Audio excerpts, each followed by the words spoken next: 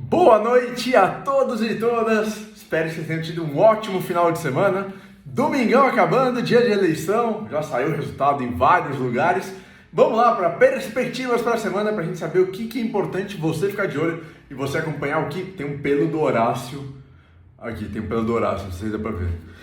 O que é importante acompanhar nessa semana nos investimentos. Começando aqui no Brasil, primeiro dizer que essa semana está um pouco morta, assim, não morta, mas nada muito relevante. Tem PIB, tem relatório de emprego nos Estados Unidos, mas tem um grande evento e falar, oh meu Deus, o mundo dos investimentos depende disso. Não, isso a gente não vai ter.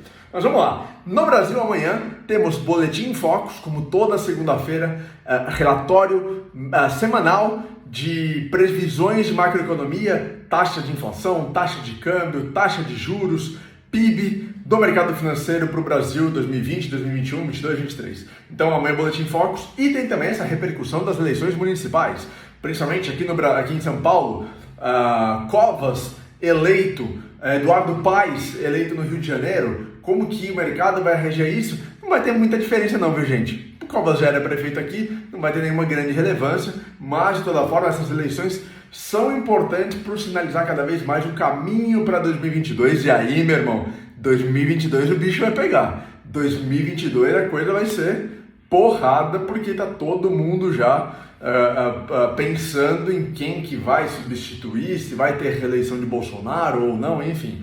Então, um pouquinho dessa leitura para 2022. Terça-feira, nada muito relevante no Brasil. Quarta-feira, a gente tem inflação IPCA, inflação IPC-FIP do Brasil e produção industrial brasileira. Então, um pouquinho de número importante sobre produção industrial do Brasil. Quinta-feira, aí sim, o dia mais importante da semana no Brasil é quinta-feira, com divulgação do PIB do terceiro trimestre de 2020. A expectativa é de uma aceleração no terceiro trimestre, claro, a gente tem visto essa aceleração até das empresas nos seus resultados trimestrais. No ano, a princípio, a projeção dos investidores do mercado é de uma queda do PIB de 3,5% agora no fechamento do terceiro trimestre. Vamos ver então o que vai vir. Quinta também tem os PMIs, os indicadores de atividade econômica do Brasil. Lembrando que nos PMIs acima de 50 mostra crescimento econômico, abaixo de 50 mostra recessão econômica. Então a gente vai ter esses PMIs do Brasil na quinta-feira. Sexta-feira não tem nada de muito relevante também. Então a semana, o grande destaque fica com o PIB mesmo. O que está fora da agenda? Primeiro, essa possível retomada da agenda, né, de reformas estruturantes no Brasil. Na semana passada a gente viu o Paulo Guedes bastante firme falando sobre o retorno das reformas e o Rodrigo Maia, presidente da Câmara dos Deputados, está usando a reforma tributária e a agenda de reformas de forma geral como um mote, talvez, da sua reeleição na Câmara. Então, o Rodrigo Maia está muito interessado em se vender pró-reformas, justamente para angariar apoio da mídia, da imprensa, da sociedade e ter mais força numa possível reeleição à presidência da Câmara dos Deputados. Então, essa pauta de reformas é muito importante. Segundo ponto aqui para a gente observar na semana, sem data específica, é coronavírus. Como que as evoluções de coronavírus vão acontecer no Brasil? Ontem a gente teve quase 600 mortes no Brasil e também a questão das vacinas. Coronavac, se vai ser de Oxford com a AstraZeneca, Anvisa, se vai liberar Coronavac, se não vai, como que tudo isso vai ficar. Lembrando, gente, que amanhã, segunda-feira, é o último dia de novembro e a gente começa dezembro, o último mês do ano, e aí dezembro tem 25 dias só, né? Porque tem 24 dias, porque depois do Natal quase nada acontece. Eita, peraí aqui. Tivemos um pequeno problema aqui. Parou de gravar no computador. Depois de dezembro, depois do Natal, na verdade, né? Quase nada acontece e então é um mês muito, muito curto. Isso no Brasil. No cenário internacional, segunda-feira, a gente tem PMIs, indicadores de atividade econômica da China, de manufatura da China. China, segunda maior economia do mundo, sempre qualquer número lá é muito acompanhado pelo mercado e muito observado pelos investidores. Então esse é um ponto importante. Segundo ponto, começa na segunda-feira e acaba na terça-feira a reunião da OPEP, Organização dos Países Exportadores de Petróleo, para decidir sobre a continuação ou não do corte da produção de petróleo no mundo. uma reunião importante, né, para a gente entender qual que vai ser o futuro do petróleo nos próximos meses no mundo, com grande impacto em Petrobras, PetroRio, etc. Começa na segunda-feira a reunião, acaba na terça-feira, a decisão sai na terça-feira. Na quarta-feira não tem nada de muito relevante.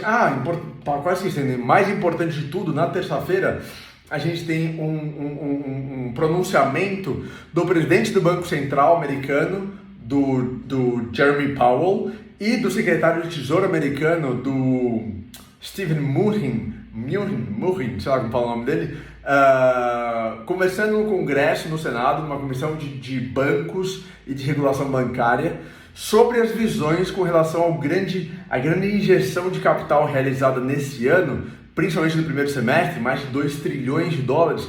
O Senado quer entender como que está a utilização desses recursos. O secretário do Tesouro defende que o Banco Central devolva para o Tesouro parte do dinheiro não utilizado. O Fed é super contra essa ideia e acredita que novos pacotes devem ser criados de injeção de capital e de apoio, estímulos econômicos e fiscais para a economia americana. Eles estão com visões completamente contrárias. O secretário de Tesouro, que vai sair daqui a menos de 2 meses do governo com a eleição do Joe Biden. Então também não sei qual é a grande autoridade que ele vai ter, mas de toda forma é um encontro importante, conversas importantes aí no radar.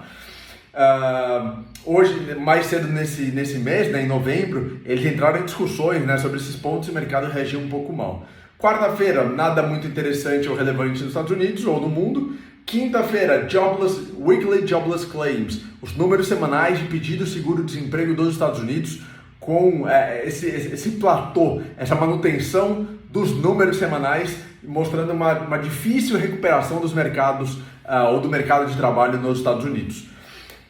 Sexta-feira, talvez o dia mais importante dos mercados internacionais, o payroll, relatório mensal de trabalho dos Estados Unidos. Vai mostrar desemprego, vai mostrar criação ou perda de vagas, vai mostrar a situação do mercado de trabalho americano. Então, um número super importante da gente acompanhar.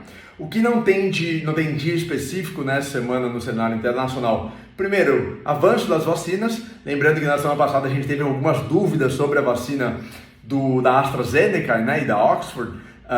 Suspensão de alguns testes, CEO dizendo que vai fazer mais testes por conta dessas dúvidas, número de coronavírus pelo mundo, que continua bastante preocupante, e reconhecimento do Trump com relação à vitória do Biden. Ele tem dito cada vez mais que se algumas questões forem respondidas, ele vai reconhecer a vitória do Biden e vai sair da Casa Branca no dia 20 de janeiro de 2021, que é a data de posse do Joe Biden. Então, esses pontos aqui, muito importantes da gente acompanhar. Opa! Esses são os assuntos principais que a gente tem para essa semana. Quero pedir para você, por favor, compartilhar esse vídeo com as outras pessoas e para elas poderem saber o que vai rolar de importante. Me ajuda a atingir mais pessoas. A gente se vê amanhã. Bom fim de domingo, boa semana para todo mundo e tchau!